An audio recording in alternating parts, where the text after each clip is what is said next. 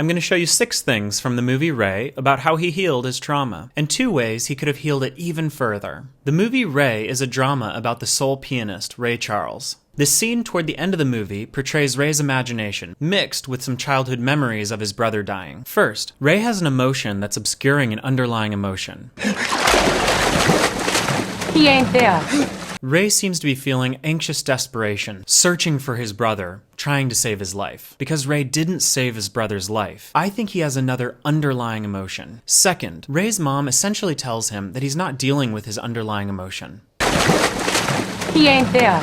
Very poignantly, she tells him that this anxious desperation isn't going to save his brother's life, and it's not going to help Ray deal with his underlying emotion any better. This highlights a useful principle, that sometimes people need to stop and give up an ineffective way of dealing with their underlying feeling, and to turn and to start to face this emotional pain more directly. Often it can be useful for people to arrive to this conclusion themselves, that there's maybe a more effective way of dealing with their emotional pain. In this scene, Ray's mom is saying it, but remember, this is in Ray's imagination here.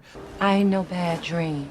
Let's give Ray the credit and say he's coming to this conclusion on his own. Third, he connects with his internal resources. I ain't no bad dream. I'm a part of you.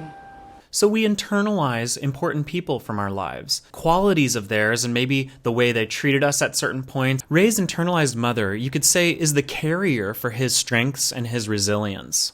Even all that dope couldn't keep me away. She conveys how she's always been there, despite everything he's done and how disconnected he might feel from all the drug use that he's done. Come here, baby. Come here.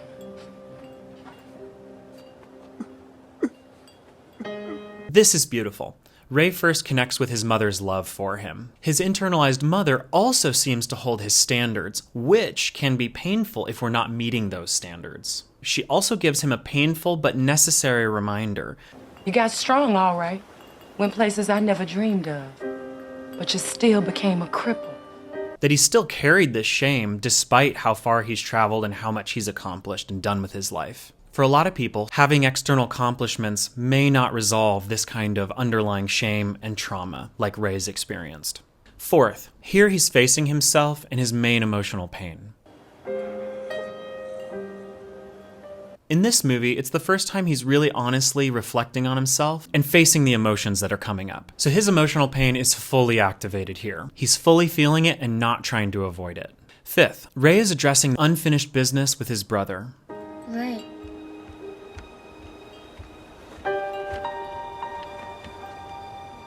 It even looks like seeing his brother here was helpful for Ray. Like to know that maybe he's okay in some way and that Ray has a chance to interact with him.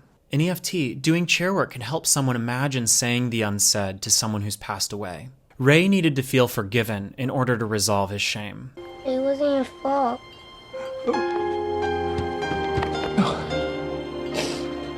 But he can't just try to convince himself of this and try to convince himself to move on. It's a process of helping him fully feel his painful emotion, find out what he needs, and then help him start to better meet that need. This allows him to have a new experience with his shame.